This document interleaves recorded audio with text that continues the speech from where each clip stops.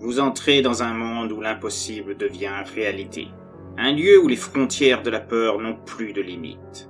Des territoires où psychopathes, démons et autres créatures font de vos cauchemars un quotidien auquel vous ne pouvez échapper. Ce monde, je l'ai créé rien que pour vous. Entrez et venez affronter avec moi ce qu'il y a au-delà du portail, des histoires de l'autre monde. Bonjour à vous, chères créatures.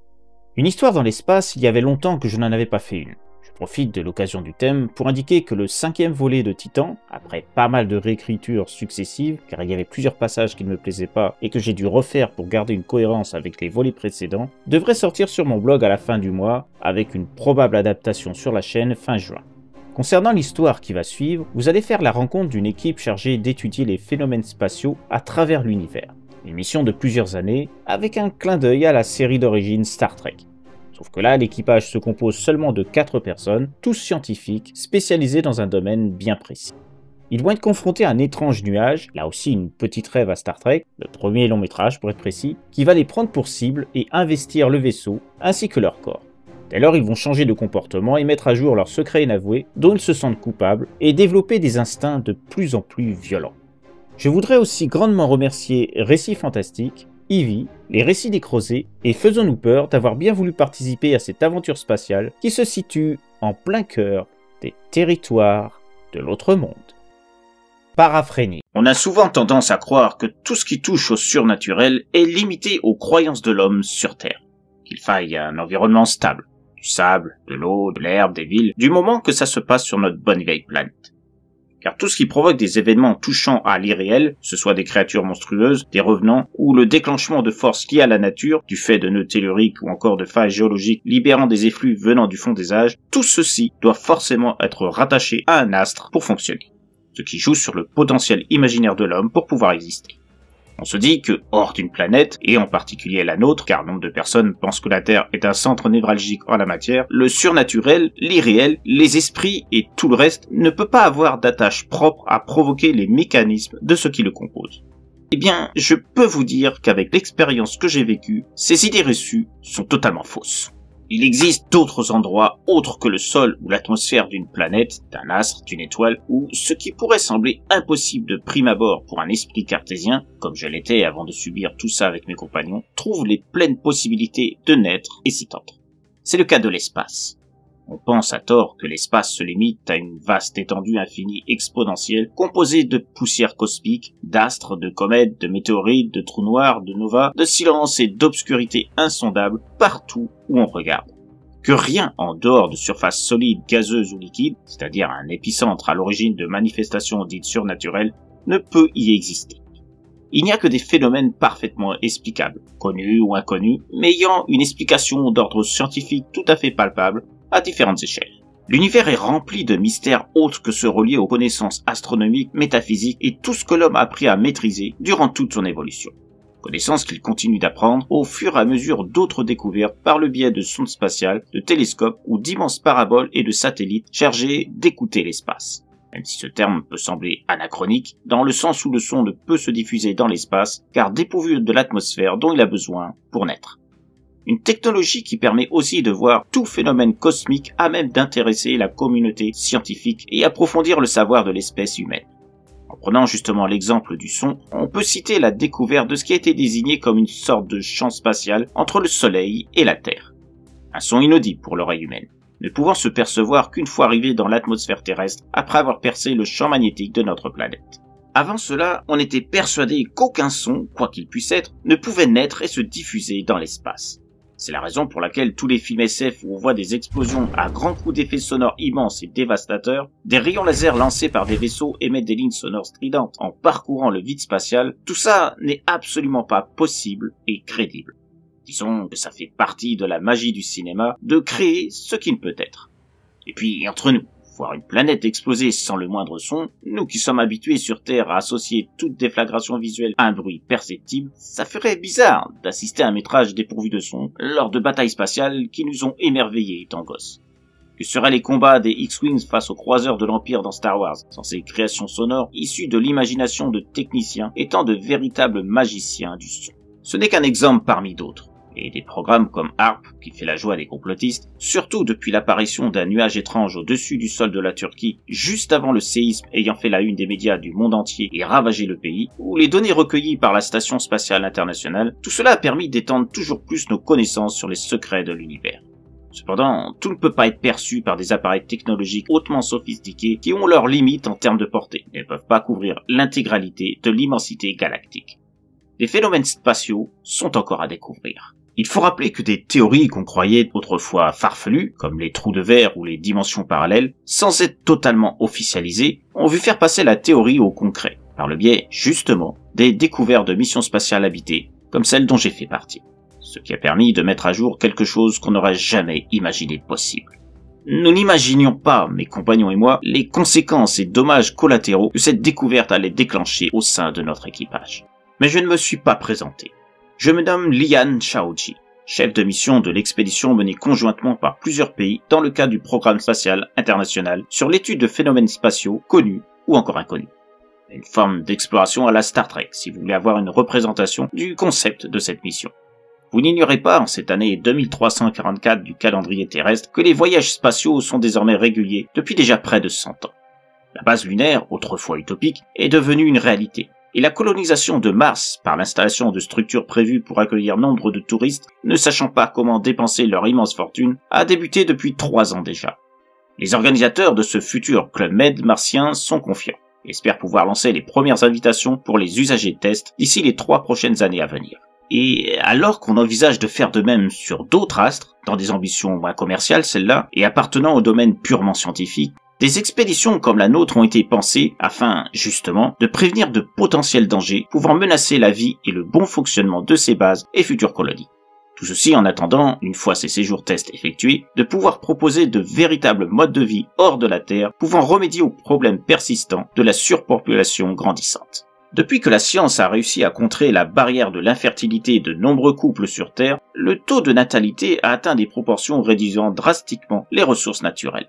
Et bien que nombre de ces ressources ont pu être produites aujourd'hui synthétiquement, à partir de cellules souches et de gènes des principales plantes et animaux de la Terre, il reste encore l'écueil des matériaux propres à la construction d'édifices toujours plus élaborés et nécessaires pour la vie humaine.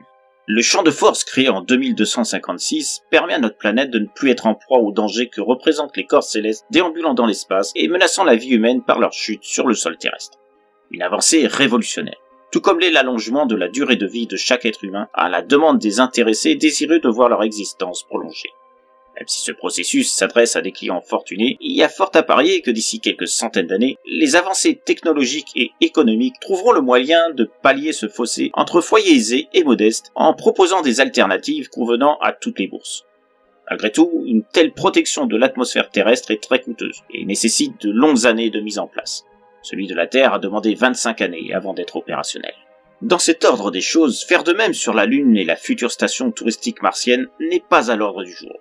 C'est pourquoi des missions comme la nôtre sont primordiales pour anticiper des menaces cosmiques pouvant annihiler les projets à venir des terriens pour s'installer sur d'autres planètes que la nôtre et prévoir les structures alternatives à adopter pour parer à ces dangers, pouvant annihiler les espoirs des instances gouvernementales de chaque pays, dont le Quintus, l'association des 5 plus grandes puissances spatiales de la Terre, USA, Russie, France, Chine et Japon.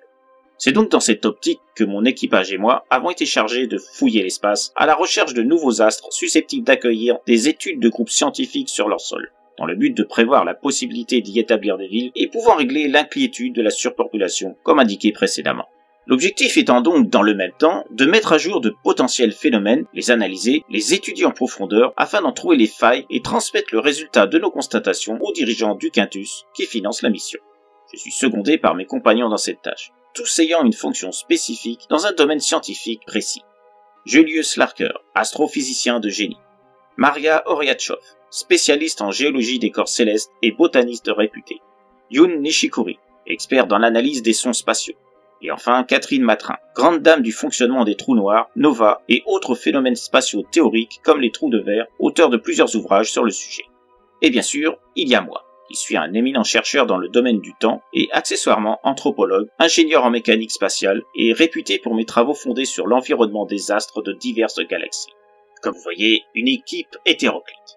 Nous nous connaissions parfaitement depuis de nombreuses années, ayant souvent été amenés à travailler ensemble sur divers projets du Quintus. Raison pour laquelle on a fait appel à nous pour cette mission. À cause, justement, de nos liens professionnels, mais aussi affectifs, car étant un véritable groupe d'amis soudés. Et ce, malgré nos nationalités et nos cultures différentes. Nous avions une grande passion commune, si on peut décemment désigner ça comme tel. C'était tout ce qui touche de près ou de loin à l'horreur.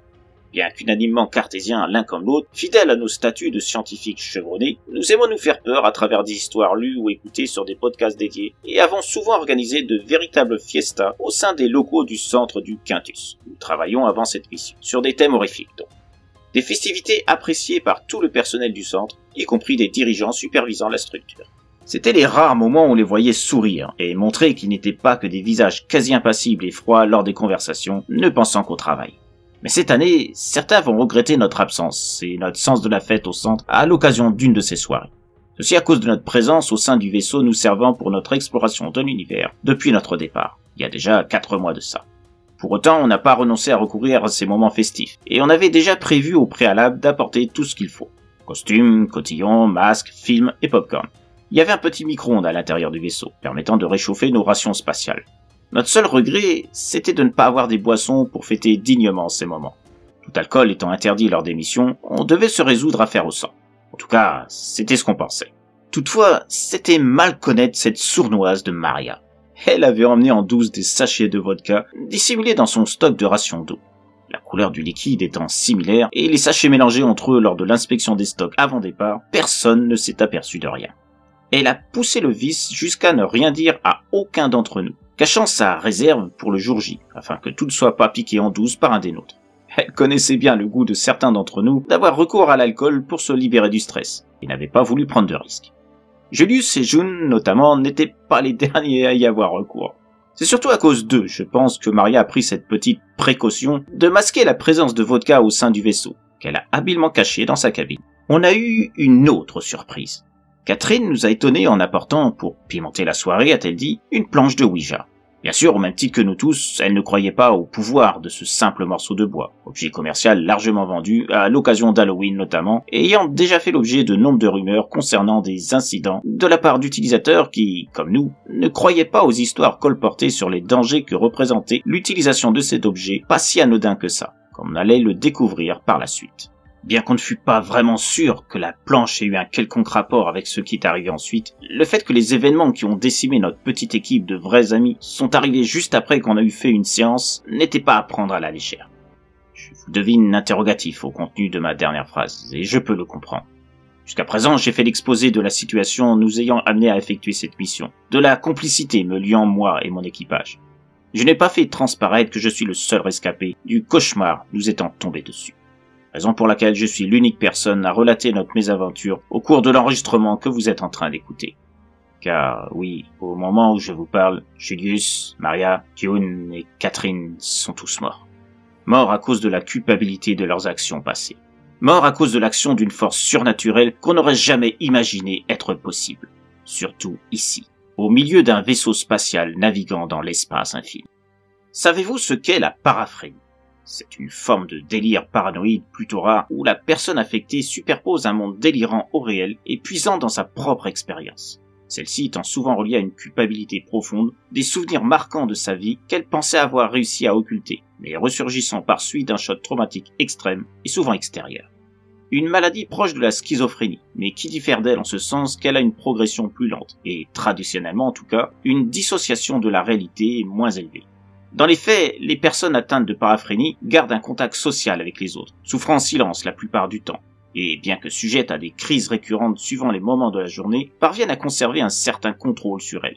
Ce qui fait que très peu des patients touchés font appel à des thérapies pour se soigner, persuadés que leurs hallucinations, en grande partie auditives dans un premier temps, avant de bifurquer par des visions, ne sont que la conséquence d'un stress dû à leur travail. Il existe plusieurs formes de paraphrénie, ayant des degrés divers de violence mentale subie. La plus fréquente est la paraphrénie systématique, qui affecte les 5 sens et est chronique. La paraphrénie expansive, où les affectés, souvent des femmes, ont des illusions de grandeur, de mégalomanie exacerbée. La paraphrénie confabulatoire, où le cerveau crée des fausses mémoires, usant de personnages historiques fictifs et persuadant le patient de leur véritable existence, tout en gardant la reconnaissance de créations imaginaires plus ou moins reliées entre elles. Et enfin, la paraphrénie fantastique, qui débute par de l'anxiété et une sensation d'hostilité envers son environnement, suivie d'idées mégalomaniaques, devenant avec le temps de plus en plus exubérantes et démesurées. Le délire subit provoquant une structure excentrique et incohérente. D'autres formes de paraphrénie existent, mais nombre de spécialistes ne tombent pas d'accord sur leur viabilité et les rattachent aux catégories que je viens de vous citer. Nous avons tous été confrontés à cette maladie, nous affectant tous au même moment, à la suite de la rencontre avec un phénomène spatial qui nous était jusqu'alors totalement inconnu, et vraisemblablement lié à l'utilisation de la planche Ouija apportée par Catherine, et que je ne pourrai jamais être en mesure de le certifier. Dans notre cas, nous avons subi plusieurs formes de paraphrénie, se mélangeant après avoir découvert cet étrange nuage sur notre chemin. C'est difficile de le définir, et je ne suis même pas sûr qu'il était réellement là, à dire la vérité. Je ne suis plus sûr de rien. Mais si ce n'est pas lui la cause, est-ce la planche Ouija? Et ça ne serait pas cohérent, dans le sens où nous avons aperçu ce nuage avant l'utilisation de la planche. C'est d'ailleurs du fait du stress rencontré par la découverte de ce phénomène, le jour même de notre petite fête programmée qui plus est, que Catherine nous a révélé avoir apporté la planche. Juste après que Maria nous a distribué son petit cadeau, les sachets de vodka qu'elle avait cachés jusque-là, dans l'intention de nous en faire la surprise. L'accumulation de l'alcool pour faire évacuer le stress déjà présent, l'utilisation de la planche qui a pu accentuer l'impression de son fonctionnement, il y a tellement d'éléments qui se sont confondus que j'ignore ce qui a été décisif ou non. Mais reprenons au commencement. Cela faisait 4 mois que nous étions dans l'espace, vaquant chacun nos occupations dès lors qu'on croisait un phénomène à même d'être étudié. Rien de bien florissant à vrai dire, car tous étaient connus et n'ayant pas vraiment révélé de nouveaux éléments sur ce que nous en connaissions déjà. À vrai dire, c'était assez frustrant. 4 mois passés et rien de véritablement excitant à se mettre sous la dent. Malgré tout, on faisait notre travail, analysant ce qui se montrait à nous et cherchant un petit truc différent dans l'étude du phénomène rencontré. Un champ de météores, une comète, les débris du résultat de l'explosion d'une supernova, ce qui s'est révélé être le plus intéressant de tous, et une étoile un peu plus brillante que les autres par moment. Rien que du relativement banal. Et puis, alors que nous pensions faire une petite pause plus tôt que prévu pour organiser nos petites festivités horrifiques attendues, il est apparu devant nous.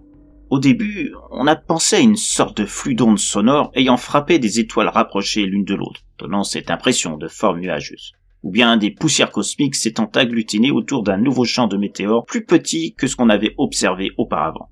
Mais en nous rapprochant, on a vite vu que ça n'avait rien à voir avec quelque chose de connu. Et notre excitation était à son comble. Enfin, on découvrait un phénomène inattendu qu'on pourrait étudier le sourire au ventre. Comment le définir? Ça ressemblait vraiment à un nuage au niveau de son allure générale. On distinguait des extrémités délimitant sa forme de manière assez nette. Une sorte de nuage transparent composé de milliers de petites lumières scintillantes. Ce n'étaient pas des étoiles, mais autre chose. Aujourd'hui encore, je ne sais pas ce qui constituait véritablement ces lumières. Elles n'étaient pas fixes. Elles s'effectuaient des mouvements coordonnés, suivant des cycles bien définis au cœur de cet ensemble. Les lumières évoluaient à l'intérieur de ce qui pouvait être apparenté à de la vapeur ou quelque chose d'assimilé, ce qui n'avait aucun sens dans l'espace. Comment une forme d'humidité pouvait avoir pris naissance dans le vide sidéral? Et ces lumières, on aurait dit qu'elles avaient une vie propre, dessinant ces cycles indépendamment l'un de l'autre, et modifiant leur rotation parfois d'un seul coup, sans aucune logique, pouvant même échanger leur position avec une autre lumière. C'était comme des sortes de lucioles, si je devais leur donner une image, pouvant vous donner une idée de ce qu'on voyait. La vapeur elle-même semblait suivre un cycle également, tournant autour de l'amas de lucioles, et tout l'ensemble avançait dans notre direction lentement. On avait parfois l'impression de milliers d'yeux nous fixant intensément, et je dois avouer que cette sensation assistante avait fini par nous perturber quelque peu, provoquant un stress marquant sur plusieurs d'entre nous.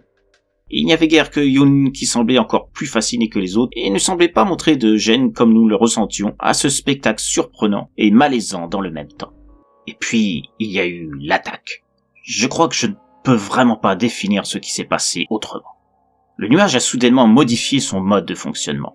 Les lumières décrivaient des cycles beaucoup plus courts, plus rapides, s'entrechoquant les unes dans les autres, certaines fusionnant même entre elles pour former des éclats de lumière plus intenses, pendant que le contour de l'amas semblait tournoyer à toute vitesse.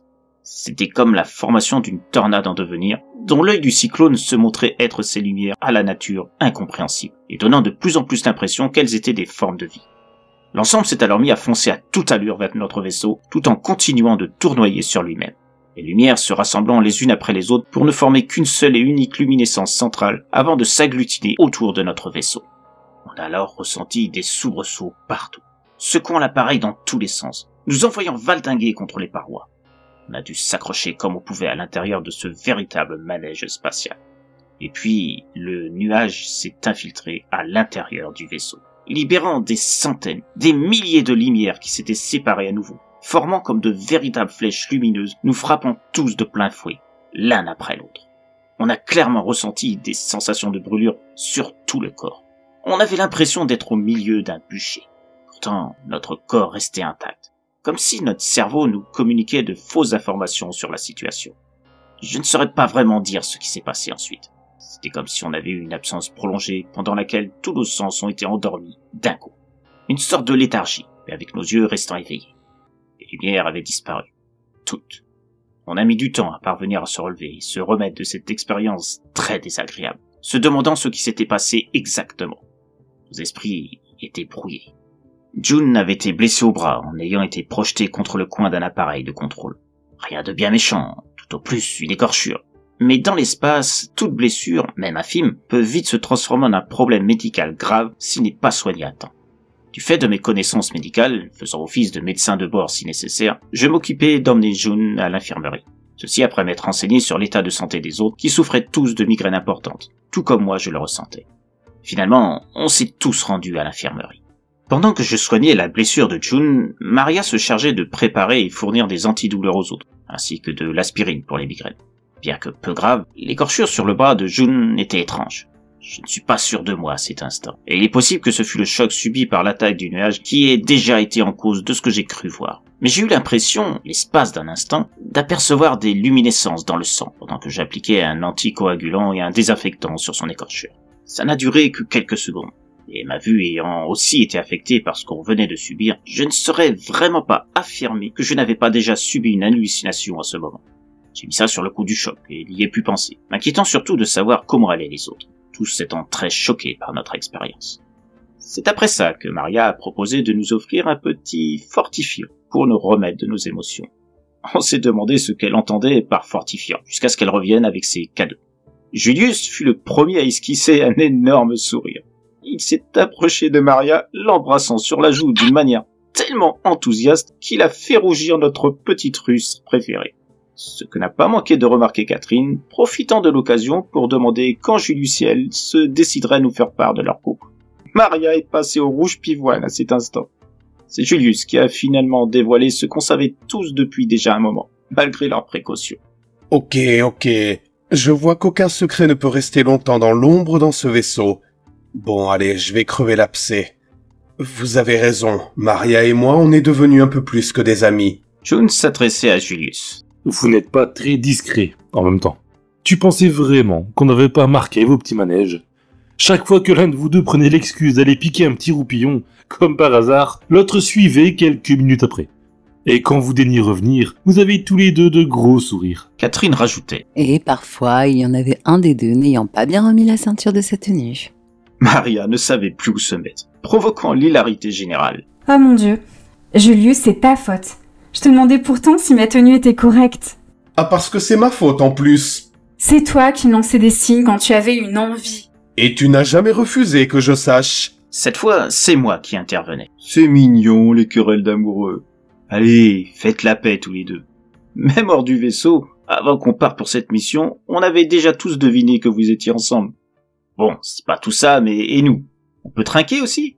Du coup, la vodka va avoir double emploi. Ça va nous remettre de cette expérience très désagréable, et en plus on va fêter votre union officiellement. June rajoutait. Triple emploi même. C'est la fête aujourd'hui, n'oubliez pas. Bon, je vous avoue que je n'ai pas trop le cœur à me déguiser après ça. Mais la vodka, je suis carrément pour. Catherine reprenait. Je pense qu'on est tous d'accord pour faire une pause prolongée pour aujourd'hui. On discutera de ce qui est arrivé demain. J'ai de quoi faire oublier quelque peu notre mésaventure. Intrigué, je demandais. Tiens donc, toi aussi tu as un cadeau spécial, comme notre alcoolique notoire? Je suis pas une poivreau, monsieur, je sais tout. June, riant à nouveau, s'adressait à Maria. C'est vrai que le fait que tu sois la seule à avoir emmené de l'alcool, ça fait de toi quelqu'un de super crédible, à ton affirmation. Maria tirait la langue à June et se rapprochait de Julius. Elle ne voulait pas le montrer, mais on sentait qu'elle était plus sereine à l'idée de ne plus avoir à se cacher de sa relation avec lui. Ils se sont même embrassés à la demande de Catherine et on a tous renchéri pour avoir droit à une preuve supplémentaire de leur couple. Maria, aussi rouge qu'un feu de signalisation, a fini par obtempérer pour notre plus grand plaisir, pendant que June félicitait la fusion USA-Russie, en soulignant que l'opposition entre les deux nations dans le domaine spatial était bien loin aujourd'hui. Ce qui fit rire tout le monde et contribua à détendre l'atmosphère quelque peu. On gardait une large part du stress engendré à la suite de ce qui s'était passé, mais on essayait tous de ne pas le montrer pour ne pas plomber l'atmosphère plus sereine qui s'était installée. Après avoir tous pris notre petite dose de vodka en main, on s'est même affairé à disposer quelques décos, histoire de se mettre dans l'ambiance de la fête. C'est là que Catherine a amené sa surprise. Une planche de Ouija. Bien que June fût un peu réticent, on s'est tous affairés à suivre les instructions de Catherine. De toute façon, on était dans l'espace. Plus de chance qu'un esprit ou un démon vienne nous voir. Alors, on s'est installé sur la table de la cambuse, autour de la planche de Ouija, et on a formé un cercle autour, comme nous l'indiquait Catherine. Bon, je ne vous cache pas qu'entre les blagues de Julius, moi qui imitais le bruit du vent, et Maria qui faisait une voix de sorcière, autant vous dire que la séance a vite tourné à du grand n'importe quoi. Il y avait que June qui nous disait d'arrêter de nous moquer. Une planche de Ouija, ce n'était pas un jouet, et qu'on devrait s'excuser de nos blagues envers les esprits si on ne voulait pas les mettre en colère. On oubliait parfois qu'il était issu d'un milieu très croyant, et il avait tendance à être très sensible à tout ce qui touchait aux démons, aux esprits et tout ça. Il avait beau dire qu'il était aussi cartésien que nous, très scientifique, par moments, son vrai ressenti sortait naturellement et il ne pouvait pas cacher ses croyances. Le Ouija, je crois que c'était le truc qu'il n'aurait pas fallu faire en sa présence. Même si ça paraissait être au départ une bonne idée, Catherine ayant manifestement prévu de s'en servir comme animation, car ne croyant pas, comme la plupart d'entre nous, à part June, aux histoires qu'on racontait sur les malheureux utilisateurs de cette planche. En plus de ça, on venait de subir l'attaque d'un démon de l'espace. On n'était plus à ça près. D'ailleurs, je pensais à faire subir un examen complet de tout l'équipage le lendemain, une fois le souvenir de cette attaque mis un peu de côté. Juste pour vérifier que personne n'avait subi de dommages dans le corps, vu tout ce qu'on avait ressenti du fait de l'attaque du nuage s'étant infiltré dans le vaisseau et libérant ses lumières sur nous. Le nuage, les lumières, tout avait disparu dès l'instant qu'on se l'était pris de plein fouet dans le corps, sans explication. Et pour l'instant, personne n'avait trop envie d'en reparler. Le Ouija, c'était un peu pour faire rebaisser la tension. Et Catherine, consciente que nos moqueries avaient blessé June, préféra ajourner la séance. Cette dernière s'étant soldée par un échec total niveau manifestation. Elle semblait que c'était plus judicieux, par respect pour notre compagnon. Après avoir mis de la musique et sorti tout notre attirail de portions de nourriture spécialement étudiées, et comprenant même quelques sucreries, elle s'est même excusée auprès de June. Elle ne pensait pas à mal, étant loin d'imaginer la réaction de notre ami. Il lui a pardonné avec le sourire, en recommandant à Catherine de jeter cette planche, précisant que ce genre d'objet n'attirait que le malheur. Elle lui promit de le faire, et montrant sa détermination à respecter sa promesse, plaça la planche dans le petit incinérateur dont on disposait dans la cambuse, qui nous servait à nous débarrasser des emballages des plats cuisinés. Et je ne sais pas comment définir ce qu'on a tous entendu à cet instant.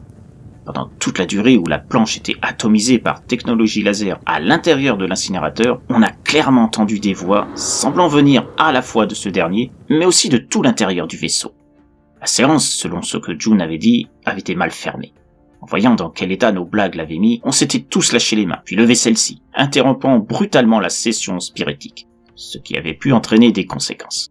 June nous disait que même si aucun ne s'était manifesté de manière physique, le fait de se servir de la planche avait quand même pu ouvrir un portail spirituel dans lequel un démon s'était engouffré.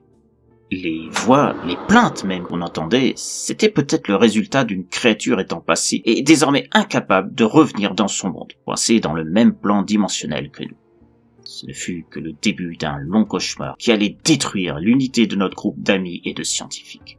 Les premiers symptômes de ce mal en nous, qu'ils soient dus aux lumières du nuage, à la séance Ouija ou à la combinaison des deux, se montrèrent progressivement. June fut le premier à manifester de la nervosité dans son travail. Transpirait abondamment, s'emportait dès lors qu'on lui demandait si ça allait. Parfois, il semblait parler à quelqu'un ou quelque chose qu'il était seul à voir. On a vite compris qu'il s'agissait d'un membre de sa famille, sans savoir qui exactement, qu'il pensait être présent avec nous, s'excusant auprès de lui pour sa faute. Petit à petit, au fil des jours, il devenait arrogant, nous prenait de haut, estimant qu'on n'était pas au top de notre forme, nous demandant si on avait vraiment les diplômes de nos catégories scientifiques. Et il atteignait un degré de mégalomanie inquiétant, voulant que sa place habituelle à la cambuse, lors de nos repas, soit plus stylée. Il criait parfois en plein milieu d'une conversation houleuse. alors qu'on tentait de lui rappeler qu'on était tous amis ici, et qu'on ne comprenait pas son comportement. Et bientôt, la situation devint incontrôlable. Les autres manifestaient eux aussi les mêmes troubles, parlant dans le vide à quelqu'un que seul pouvait voir. Maria pleurait, parlant à son père décédé, lui demandant pardon de n'avoir pas respecté sa promesse. Elle poussait des cris comme June le faisait de plus en plus régulièrement, et montrant à son tour des tendances mégalomaniaques, créant des conflits avec June sur la place du meilleur de l'équipe. Julius et Catherine montrèrent eux aussi les mêmes symptômes.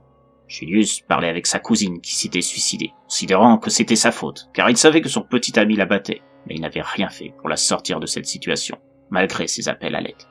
On a fini par comprendre que June s'en voulait d'avoir volé le travail que convoitait son frère quand ils étaient adolescents, par pure jalousie de sa réussite. Il avait voulu lui montrer qu'il n'était pas si intelligent que ça. Son frère avait sombré dans la drogue et la déchéance après ça, et est mort dans l'oubli de sa propre famille qu'il avait renié. Concernant Maria, elle avait dénoncé son père à la police après avoir découvert qu'il s'adonnait à des escroqueries en tout genre. Il est mort en prison par des détenus en lien avec ses victimes, tué avec un couteau artisanal fait à partir de morceaux de plastique. Pour Catherine, c'était sa sœur, autiste, dont elle se moquait ouvertement au public, alors qu'elle était censée la protéger des autres, telle qu'elle en avait fait la promesse faite à leurs parents, ces derniers étant décédés dans un accident d'avion. Elle avait fini par l'abandonner dans un centre, véritable mouroir, où sa sœur, désespérée d'être séparée de Catherine, qu'elle aimait malgré les moqueries que celle-ci pratiquait sur elle, refusait de se nourrir sans que ça inquiète le personnel soignant. J'ai moi aussi subi ces hallucinations extrêmement réalistes. Dans mon cas, il s'agissait de mon meilleur ami, qui était devenu paraplégique à la suite d'un accident de voiture. On sortait de boîte ce jour-là. J'étais sobre, mais extrêmement fatigué. Mon ami m'avait presque supplié d'appeler un taxi pour qu'on rentre, n'étant pas sûr que je sois en état de prendre la route. Il avait raison. Alors qu'on avait à peine fait 2 kilomètres de trajet, mes yeux, embués par la fatigue, n'ont pas vu un virage. Et le véhicule où nous étions, mon ami et moi, a fini sa course dans un arbre de plein fouet. Mon ami a perdu l'usage de ses jambes à la suite de ça. En désespoir de cause, lui qui était auparavant un grand coureur et champion de notre lycée, il a accepté une opération à risque très coûteuse pour retrouver ses jambes. Ceci sans m'en parler. Les médecins l'ayant opéré faisaient partie d'un réseau obscur, sans aucune formation et compétence véritable dans le domaine. Il est mort sur la table d'opération. Tous, nous avions en commun un acte dont nous nous sentions coupables, qui rongeait notre mémoire profondément et qu'on pensait avoir réussi à surmonter. Ça déclenchait des hallucinations semblant de plus en plus réelles, donnant l'impression qu'on pouvait les toucher et occasionnant des situations violentes en étant confrontés aux fantômes de nos passés. Pensant s'en prendre à ces hallucinations, on s'agressait les uns les autres, suivant les recommandations de voix intérieures de plus en plus présentes, nous emmenant vers un stade de folie dont on ne voyait pas l'issue. Chacun se croyait meilleur que l'autre. Des conflits éclataient de plus en plus violents. Et il y avait ces autres voix résonnant chaque jour sur les parois métalliques du vaisseau, nous incitant à des manœuvres dangereuses, à des manipulations pouvant occasionner des dégâts plus que préjudiciables pour le bon suivi de la mission. Chaque jour qui passait, les hallucinations, la mégalomanie de chacun, occasionnant affrontements, insultes et destruction de matériel, s'intensifiaient. Je parvenais, tant bien que mal, à garder une partie du contrôle de mon esprit, d'une manière a priori plus aisée que mes compagnons qui, eux, sombraient de plus en plus dans la folie. Ils tenaient des propos incohérents, prenaient des choix allant à l'encontre du bon sens, jusqu'au moment où le pire arriva. Julius finit par égorger Maria avec le verre d'un écran de contrôle, préalablement brisé par ses soins, la confondant avec sa cousine qui l'accusait de le harceler par ses visites. Encore un peu lucide, j'ai tenté de l'arrêter, mais j'ai compris trop tard ce qu'il voulait faire. Le temps que j'arrive à leur niveau, Maria avait déjà la gorge tranchée, tombée au sol. June riait en voyant ça, pendant que je tentais de ramener Julius à la raison, luttant moi-même avec mes démons que j'avais énormément de mal à contenir. À cause de ça, demandant à mon ami que je voyais en hallucination de me laisser tranquille, Julius en profitait pour s'approcher de June, qui s'esclaffait de plus belle.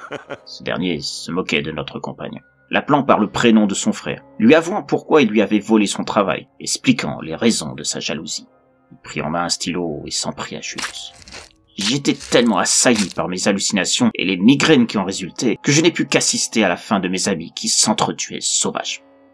Dans le même temps, alors que j'étais recroquevillé sur le sol et criais à mon fantôme personnel de me laisser, lui hurlant presque que j'étais désolé de ce que je lui avais fait, Catherine s'était figée devant un hublot et semblait parler à sa sœur.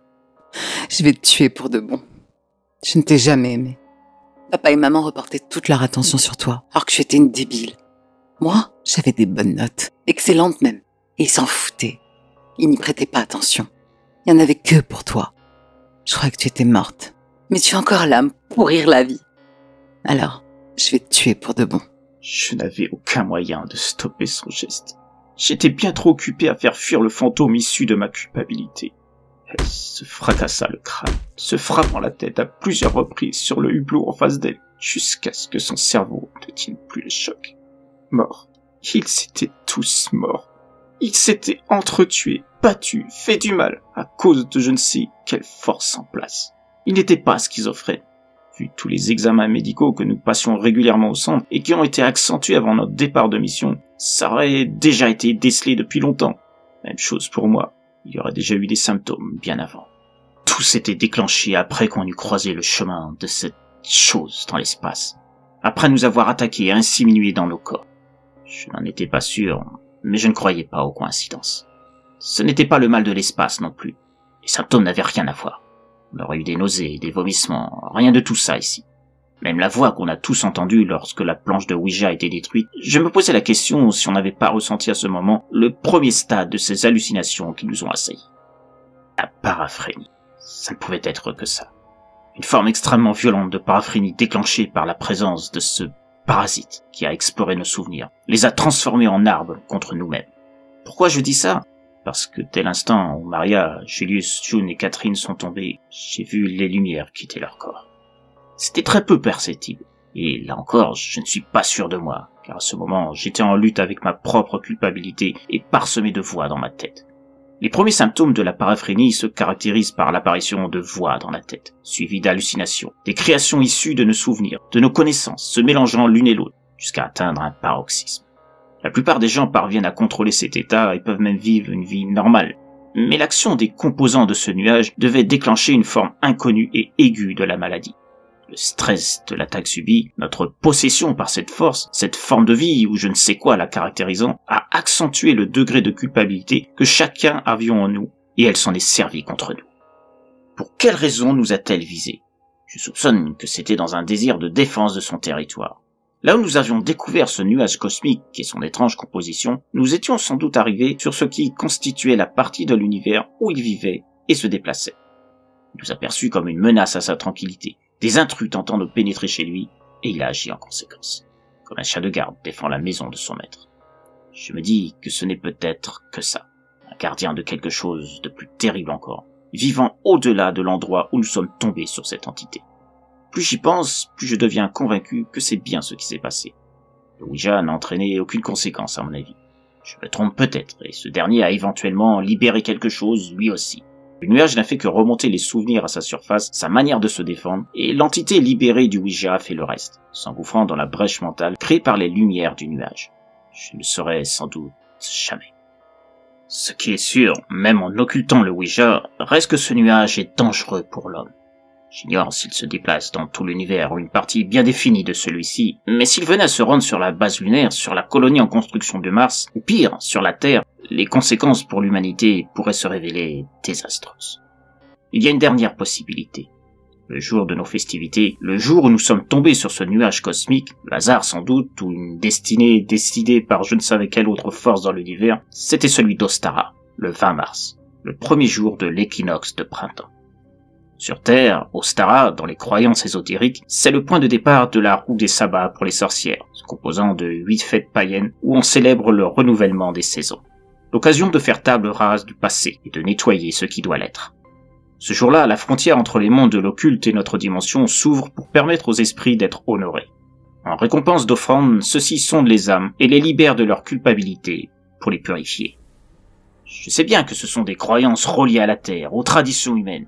Mais si celles-ci n'étaient pas de notre fait et que les entités étant à l'origine de ces croyances se révélaient bien réelles et venaient de l'espace, telles des divinités.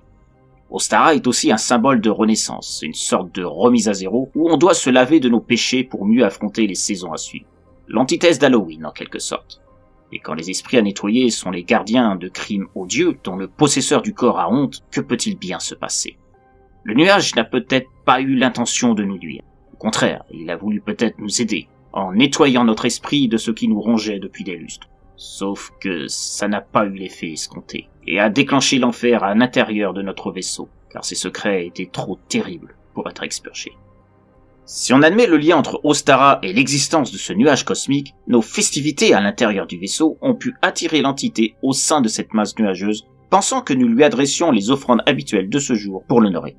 Par ce fait, elle a pensé que nous lui demandions de nous purifier de nos péchés et s'est affairée à répondre à cela. L'utilisation du Ouija et l'éventuel démon libéré à cause de la mauvaise fermeture de la séance pratiquée a pu causer une dissonance dans l'exécution de l'entité réparatrice, ce qui a causé les troubles dont nous avons été atteints et le réveil des formes de paraphrénie dont nous étions sans doute habités sans le savoir, car étant dans une phase de sommeil, comme cela arrive parfois avec ce mal.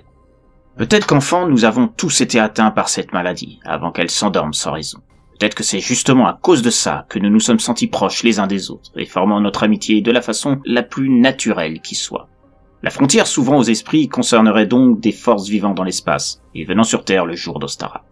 Nous nous sommes trouvés sur le chemin de l'une d'entre elles alors qu'elle se rendait sur notre planète pour libérer ceux et celles s'adonnant aux célébrations de l'équinoxe de printemps, celui où le nettoyage des âmes est attendu par des centaines d'adeptes de ces rites ancestraux. Les personnes préparaient un nettoyage en profondeur de ce qui se cache en eux, alors que nous étions loin de l'être, et surtout possédant une noirceur enfouie bien trop sombre pour qu'elle puisse se dissoudre sans dégâts. Cela remettait en question toute l'idéologie que les esprits, les forces mystiques régissant certaines croyances humaines ne se limitaient pas à notre planète, mais à bien plus loin dans l'univers. Notre rencontre en était la preuve formelle.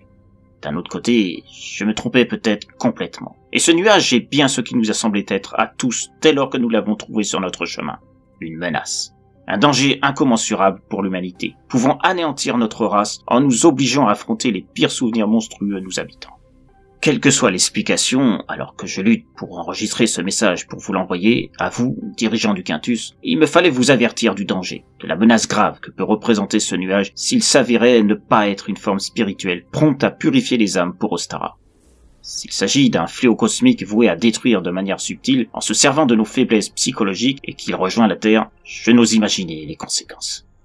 Et comme dit précédemment, il se peut que ce ne soit qu'une sorte d'éclaireur, chargé de sonder les territoires où il voyage pour le compte de quelque chose d'encore plus dévastateur. Un peu comme le surfeur d'argent pour Galactus. Ostara n'est peut-être qu'un hasard, comme il a pu être déterminant.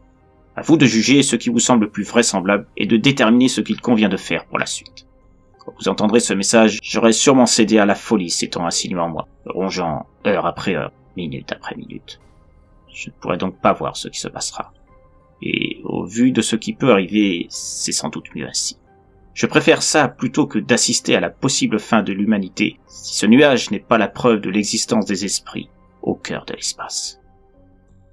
La paraphrénie est une vraie maladie psychologique, proche de la schizophrénie, mais bien plus invasive mentalement parlant. Les victimes sont persuadées de vivre pleinement les hallucinations jalonnant leur esprit perturbé qui se mélangent avec ce qu'elles voient dans le présent, associés à des rêves en mode éveillé. Ce qui provoque une déstabilisation totale de leurs ressentis, et les personnes atteintes ont beaucoup de mal à faire la distinction entre réel et images issues de leurs souvenirs, mélangées à des songes créés par leur cerveau. Pour autant, contrairement à la schizophrénie, dont il n'existe que peu de cas de rétablissement, les paraphréniques ont le moyen de combattre efficacement leur mal, si tant est qu'ils soient perçus à temps. J'ai trouvé intéressant de transposer ce mal dans une situation spatiale du fait de sa ressemblance avec le Pandorum, ou mal de l'espace, qui provoque aussi des hallucinations. Cependant, le Pandorum est quelque chose de connu par les spécialistes de l'espace et est parfaitement maîtrisable. Tout astronaute est entraîné à le combattre en étant supervisé pendant des mois et soumis à des tests, justement pour vérifier que personne n'est sujet à subir ce mal. Il est aujourd'hui extrêmement rare que quelqu'un soit atteint par le Pandorum une fois envoyé dans l'espace. En revanche, la paraphrénie est plus insidieuse, car elle peut avoir des phases de sommeil, c'est-à-dire qu'elle peut ne pas s'imposer à ses victimes pendant un certain temps, sans qu'on en sache la raison, faisant penser aux atteints qu'ils sont en phase de guérison, avant de se manifester à nouveau à cause d'un choc émotionnel. L'idée d'un astronaute ayant parfaitement réussi ses tests psychologiques, bien que doté de ce mal censé être guéri, puis réactivé à cause d'un événement perturbant son esprit, est tout à fait plausible. J'ai étudié nombre de documentaires et articles sur le sujet avant d'écrire cette histoire, afin qu'elle relate une situation parfaitement crédible. La paraphrénie est encore mal connue à cause de ses aspects parfois déconcertants concernant un sujet atteint.